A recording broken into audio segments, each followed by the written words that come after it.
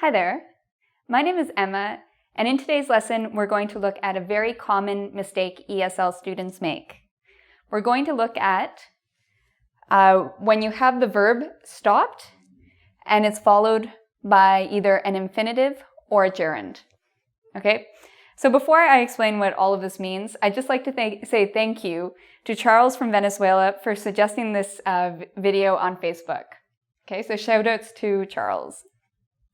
All right, so let's get started. So first of all, what is an infinitive? Well, we're talking about when we have two verbs. So we have verb 1, okay? We have a second verb, verb 2. We have a subject, I, and then we have to. So if you were thinking of English as a mathematical formula, it would be subject plus the first verb, in this case stopped, plus to, plus the second verb. Okay, so this is what is known as the infinitive. Now down here, I have what's known as a gerund. So a gerund is, we have the subject, we have the first verb, just like above, and we have a second verb. But what you'll notice, first of all, there's no to, and secondly, we have ing. So with gerunds and infinitives, what we're talking about is you have two verbs.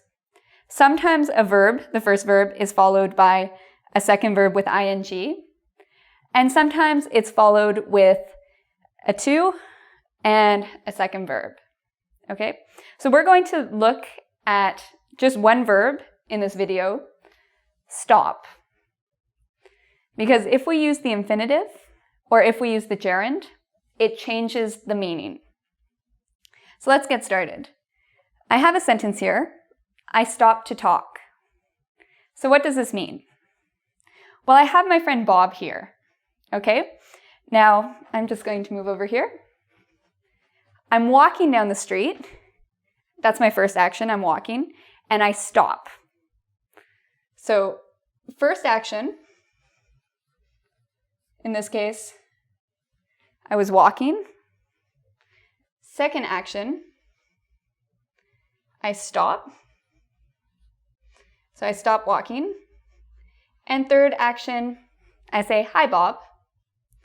So I talk. Okay, so when you stop to do something, it's more than a single action. You're doing something, you stop what you're doing, and then you do the second action. Okay, so we'll go over some more examples with this. Now, I'd like to compare this to, I stopped talking. Okay, so same words. The only difference is here we have to, here we have ing. Now, what does this sentence mean? I stopped talking. It means I was talking, and then I stopped. I'm not talking anymore. So no talking.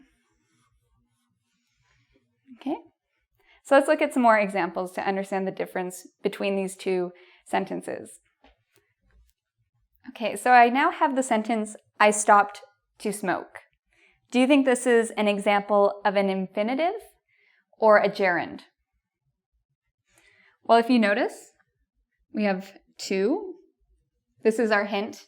We're looking at the infinitive. So we have our subject, I, our first verb, stopped, to, and our second verb, smoke. Okay, so what does this mean, I stopped to smoke? Well, it means there's a first action. We don't know exactly what the first action is. Maybe somebody's walking, maybe somebody's working.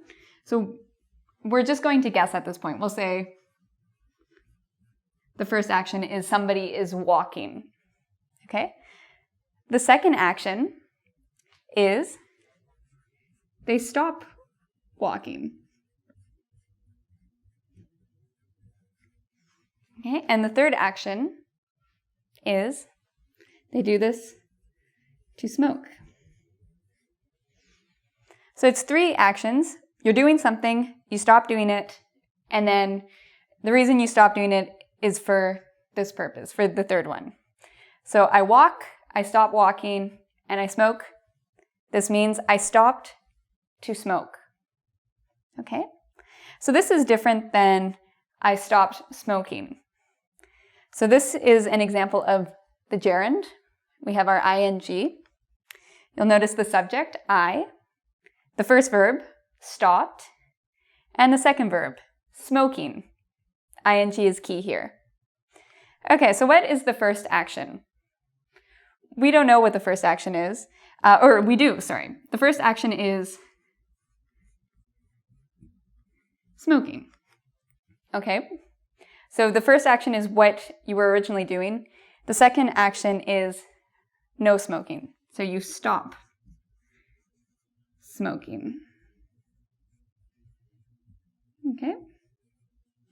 Okay, so in this case, you can draw a picture of a cigarette. If I say I stop smoking, I don't do this anymore. Okay, so I used to, but not anymore. So I have two more examples. I want you to try to do this one on your own. I stopped to ask for directions. Okay, so if you're having trouble, think what is the first action, what is the second action, and what's the third action? I stopped to ask for directions. Okay, so the first action, so take a second. Maybe you're driving. Okay, we commonly say this when we're driving, or you could be walking. So first action. Second action, you stop the first action. And then the third action, in this case, you ask for directions. Okay? What about the second sentence? I stopped asking for directions.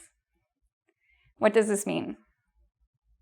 Well, in this case, we have our first action and our second action. The first action is you used to ask for directions. So you used to maybe go up to people and say, where is the store? Where is the library? But now you don't ask for directions anymore. You've stopped asking for directions. Okay, so we could use stop with many different examples. I stopped to eat, meaning I stopped what I was doing, and then I started to eat.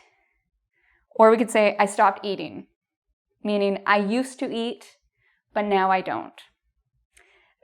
So I'm not suggesting anyone stop eating. I hope you stop to eat and you don't stop eating. Okay? So again, very simple sentence, but one that's very easy to mix up and to confuse. Now, I've had a lot of students tell me that they've had these types of questions on different tests. So be aware that this might be a way your grammar teacher or your ESL teacher might want to try to trick you on a test. They might use a question like this to see if you know your gerunds and your infinitives. Okay? So I invite you to come visit our website at www.engvid.com. We will have a whole bunch of, we'll have more examples of this in our test, so you can see if you really understand the difference between stopped with infinitive and stopped with the gerund. Okay, so until next time, take care.